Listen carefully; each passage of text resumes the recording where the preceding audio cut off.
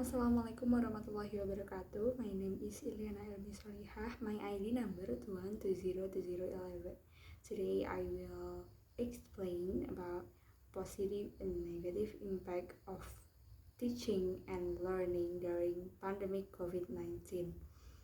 The speed of the spread of the epidemic, the closure of higher education institutions, and the transition to online teaching was to shift the dishearteningly give any time to plan and to reflect on the potential risks of the potential opportunities that such a sudden change could bring.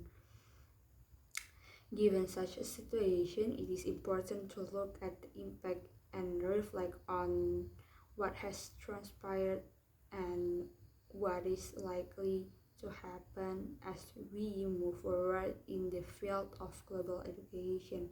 For negative impact of COVID-19 on education, there are a number of areas of potential risk for global education. Here as for negative impact of COVID-19 on education. Number one is sluggish cross-border movement of students. Universities in many countries such as Australia, UK, New Zealand, and Canada are highly dependent on the movement of students from China and India.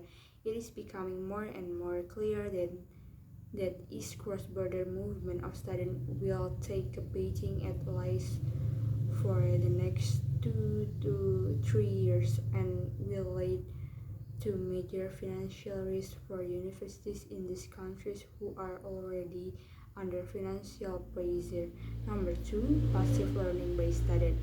The students shift to online learning without any planning, especially in countries like India, where the backbone for online learning was not ready and the curriculum was not designed for such a format, has created the risk of most of our students becoming passive learners, and they seem to be losing interest due to low levels of attention span.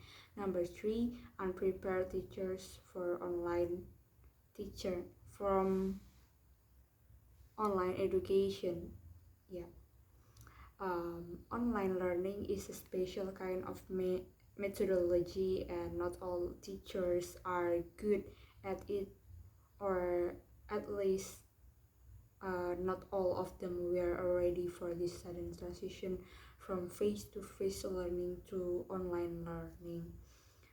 Number four, changing format of student recruitment. Universities and colleges worldwide are facing a major risk in the area of student recruitment and retention. The risk of losing students is so high that they will need to relook at their admission practice, admission criteria, and the overall recruitment process itself, which will include new methods of our street and application process itself. Next, for positive impact and change in education to COVID-19. Any change that is so disruptive is also likely to bring with it some new opportunities that will transform to higher education system worldwide, and especially in a country like India, which is planning to bring about a planned reform in this sector. Number one, rise in blended learning. Universities and colleges will shift to a model of blended learning where both face-to-face delivery along with an online model will become a norm. This will require all teachers that become more technology savvy and go through some training to bring themselves to the level that would be required. Number two, learning management system to be a new norm. A great opportunity will open up for those companies that have been developing and strengthening learning management system for use by universities and colleges. This has the potential to grow at the very fast pace, but will have to be priced opportunistically for use by all situations. Number three, improvement in learning material. There is a great opportunity for universities and colleges to start improving the quality of the learning material that is used in the teaching and learning process.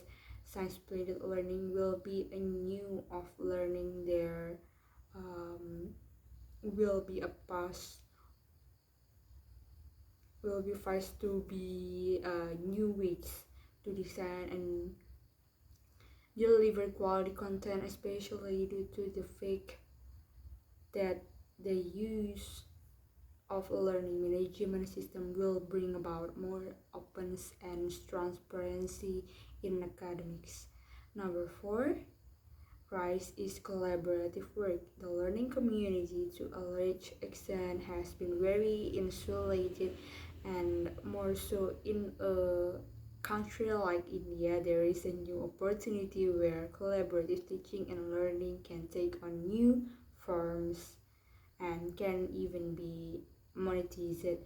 Faculty members, teachers can deliver online courses to even students from competing institutions.